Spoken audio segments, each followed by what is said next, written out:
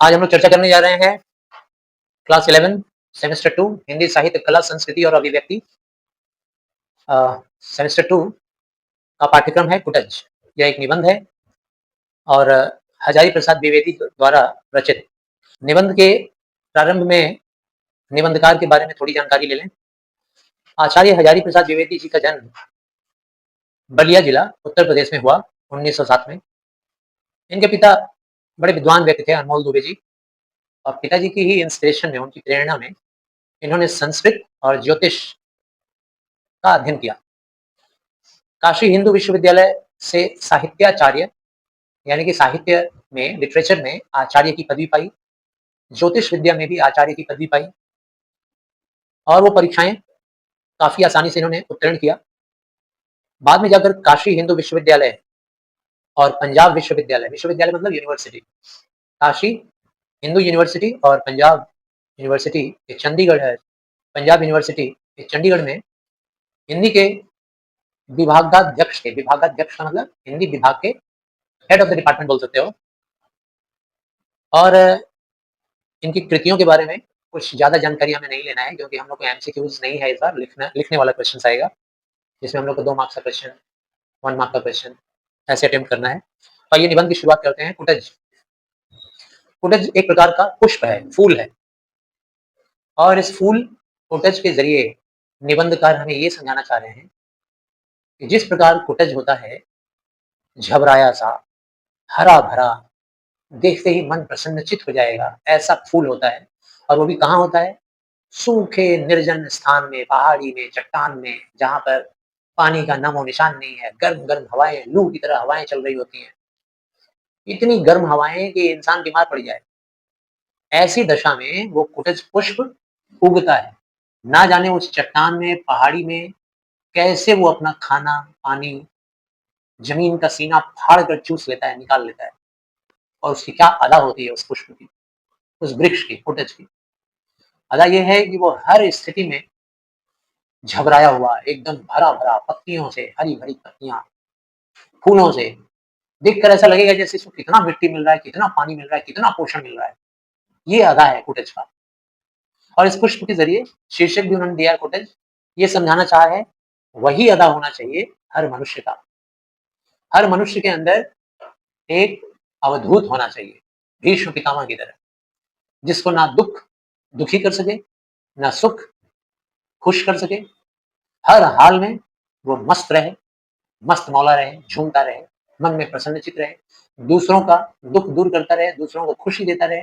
जैसे कुटज है ऐसे ही हर इंसान को होना चाहिए। यही लेसन हम लोग लेने जा रहे हैं इस चैप्टर में। आइए हम लोग पढ़ते हैं।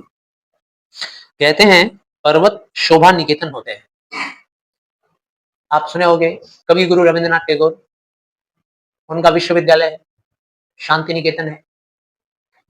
तो शांति निकेतन मतलब शांति का निकेतन, शांति का घर।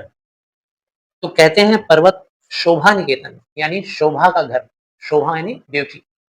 तो पर्वत को ब्यूटी का घर माना जाता है, हाउस ऑफ ब्यूटी, खूबसूरती का घर कहते हैं लोग।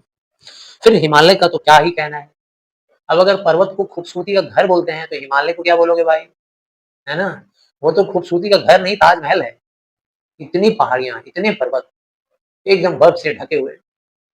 पूर्व और अपर समुन्दर, महोदधि और रत्नाकर, दोनों को दोनों भुजाओं से थामता हुआ हिमालय पृथ्वी का मानदंड कहा जाए तो गलत क्या है। अगर हिमालय को पृथ्वी का मानदंड बोल रहे हैं, मानदंड मतलब पृथ्वी की खूबसूरती का ये एक लेवल है। अगर कोई कहे हिमालय को कि पृथ्वी की खूबसूरती का चिन्ह है, सूचक है हिमालय, तो इसमें क्या बुराई होगी? एकदम नहीं हो सकती कोई बुराई, कोई संदेह ही नहीं है। क्योंकि पूर्व और अपर समुद्र महोदधि, अपर का मतलब क्या होता है? दूरवर्ती, मतलब दूर दूर तक समुद्र फैला हुआ है एक तरफ।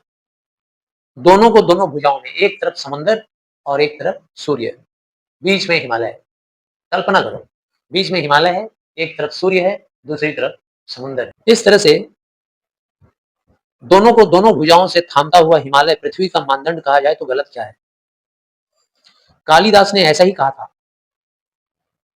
ठीक है, सूर्य को हम लोग दिवाकर भी कहते हैं।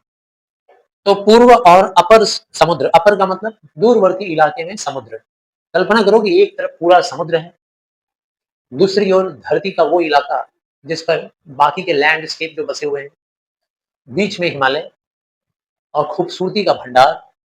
अगर उसे हम लोग पृथ्वी के खूबसूरती का मानदंड मान लें, वही चिन्ह मान लें, सूचक मान लें, तो इसमें कोई संदेह नहीं है। कालिदास ने ऐसा ही कहा था। कालिदास के बारे में आप सुने होंगे, महाकवियों में एक उनकी भी गिनती आती है। इसी के पाद देश में यह श्रृंखला दूर तक लौटी हुई है। इसी के यानी हिमालय के पाद देश यानी कि हिमालय का फुट हिल्स, हिमालय का निचला एरियाज, उसको बोलते हैं पाद।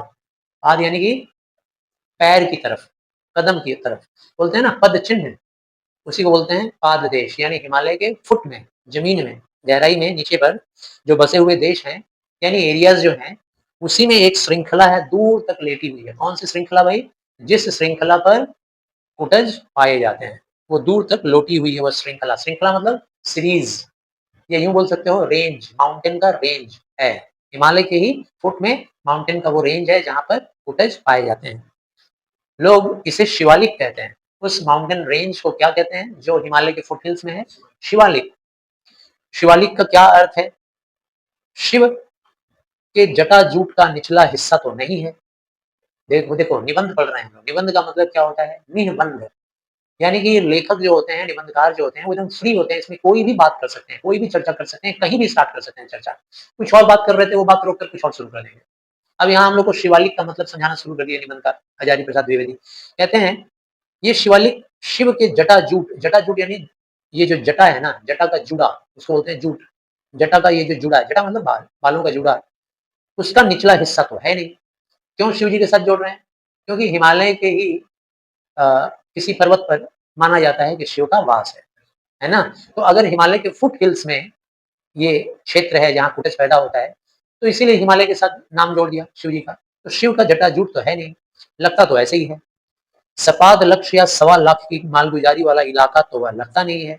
अब वो जो शिवालिक है, शिवालिक रेंज, पर्वतों का रेंज, वो सपाद लक्ष्य या 1.25 लाख की मालगुजारी वाला इलाका तो है नहीं। बोलने का मतलब हरा भरा पॉपुलेटेड एरिया तो है नहीं। सपाद लक्ष्य किसको बोलते हैं भाई? चौहान डायनेस्टी था हिस्ट्री में, चौहान वंश। तो चौहान वंश का तो ये क्षेत्र दिख नहीं रहा है। उसके साथ तुलना क्यों किया गया है भाई? कि इतना फेमस तो वही हो सकता है जैसे ऐतिहासिक कोई कोई बड़े बड़े जगह, जैसे चौहान वंश था, बहुत पॉपुलेटेड था, बहुत सारा वहां से कर वसूली की जाती थी, उसका बहुत अच्छा इतिहास है, महान इतिहास है। तो ऐसा भी नहीं है कि शिवालिक का कोई बहुत बड़ा इतिहास है या यहाँ बहुत पॉपुलेशन रहता है। शिव की लटियाई जटा ही इतनी सूखी, नीरस और कठोर हो सकती है। लेकिन फिर कह रहे हैं निबंधकार, हो ना हो, शिव का जटा ही इतना नीरस हो सकता है। नीरस यानी बिना रस का। जैसे रूखे सूखे बाल होते हैं ना, किसी के बाल सिल्की होते हैं, शिव जी का जटा हो गया है। जटा किसका होता है भाई? जो अपने बालों को धोता नहीं है, शैम्पू नहीं करता है, बस बढ़ने देता है, बढ़ते बढ़ते वो उलझ जाते हैं, जटा लग जाता है उसमें और उसको जूड़ा बांध लेते हैं। शिव जी के साथ भी ऐसा ही है। क्योंकि ये जो शिवालिक रेंज है वो बहुत सूखा है, एकदम गर्म इलाका है, इसीलिए उसका तुलना किया गया है किसके साथ? शिव जी के रूखे सूखे बालों के साथ। नीरस और कठोर हो सकती है। जैसे शिव जी के बाल नीरस और कठोर हैं, वैसे ही ये शिवालिक रेंज भी सूखी और कठोर है। वैसे अलकनंदा का स्रोत यहाँ से काफी दूर पर है। अलकनंदा क्या है भाई? उत्तराखंड की एक नदी है, ठीक है। अच्छा, उसका नाम अलकनंदा क्यों पड़ा है? तो शिव जी के बालों की वजह से पड़ा है, ठीक है। जैसे वो दूर तक बहते जाती है उत्तराखंड में, तो शिव जी के बालों के आधार पर ही उसका नाम अलकनंदा पड़ा है। अलक का मतलब होता है केश, बाल। अलकनंदा, नंदा यानी पुत्र या पुत्री, तो शिव जी के बालों से जन्मी हुई, यानी कि शिव जी के बालों की पुत्री अलकनंदा।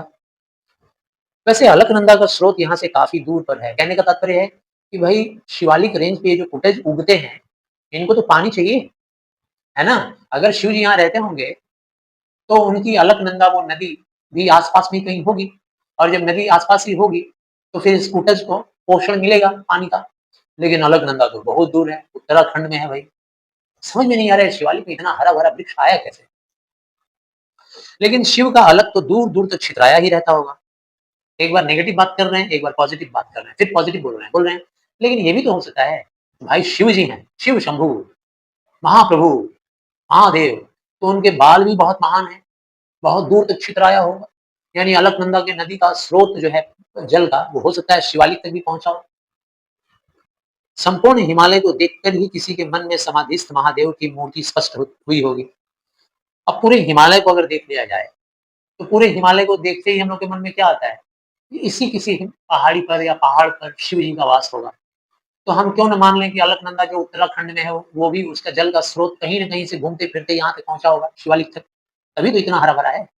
उसी समाधिस्थ महादेव के अलग जाल के निचले हिस्से का प्रतिनिधित्व यह गिरि श्रृंखला कर रही होगी। उसी समाधिस्थ महादेव, समाधिस्थ मतलब समाधि में बैठे हुए महादेव के अलग जाल, यानी महादेव के बालों का जाल, उसी जाल के निचले हिस्से का, बालों का निचला हिस्सा मतलब शिवालिक की बात हो रही है, शिवालिक पहाड़ी की बात हो रही है। ठीक है? उसी की तुलना किससे की गई है? बालों से। उनका बाल नीरस और कठोर है, तो ये शिवालिक भी नीरस और कठोर है।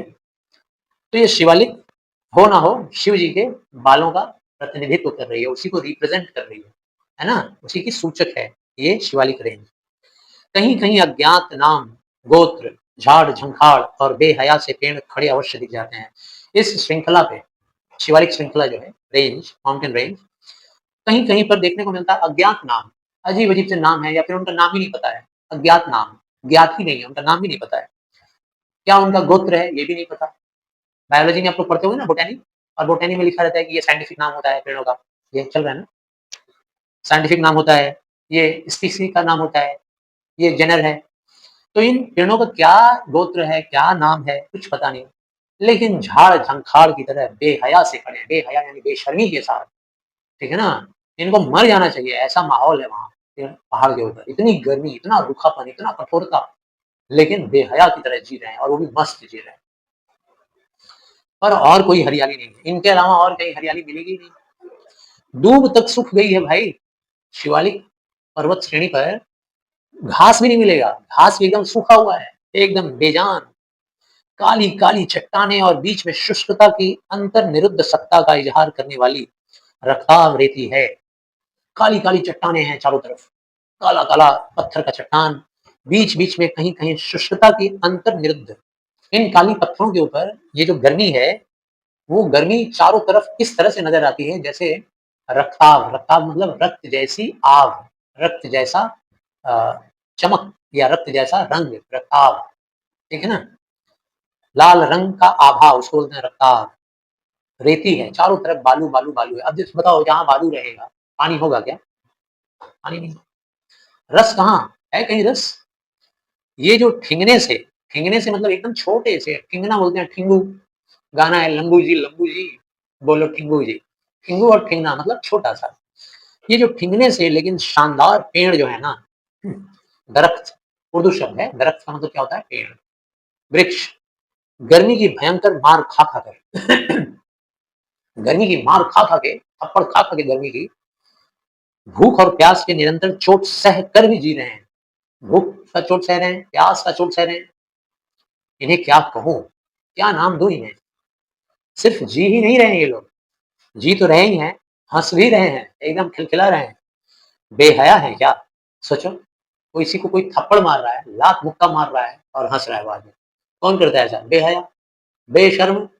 तो ये वृक्ष भी बेशर्म और बेहया हैं या फिर मस्त मौला है। इस तरह से हँसने वाला 2 ही आदमी होता है, या तो बेशर्म, मार खा के भी, और या तो मस्त मौला, अपने में मस्त रहने वाला आदमी। तो मारो चाहे उसको गाली दो, कोई फ़र्क नहीं पड़ने वाला।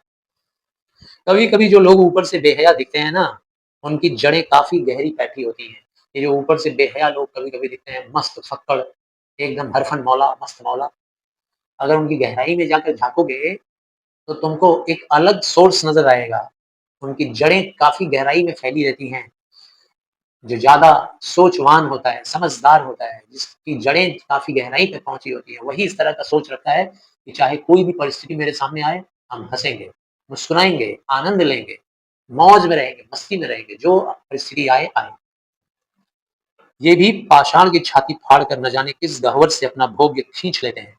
ये फुटेज, ये ठिंगने से पेड़, न जाने कैसे पाषाण, पाषाण यानी कि पत्थर, पत्थर की छाती फाड़ कर, सीना चीर कर उसके अंदर से, गह्वर मतलब गहराई, न जाने किस गहराई से अपना भोग्य, भोग्य यानी कि भोजन, खींच के निकाल लेते हैं। एसेंट ऑफ सैप, बायोलॉजी में पढ़े होंगे, ठीक है ना? ये अपना न्यूट्रिशन वहाँ से निकाल लेते हैं। फोटोसिंथेसिस इनका चलते रहता है।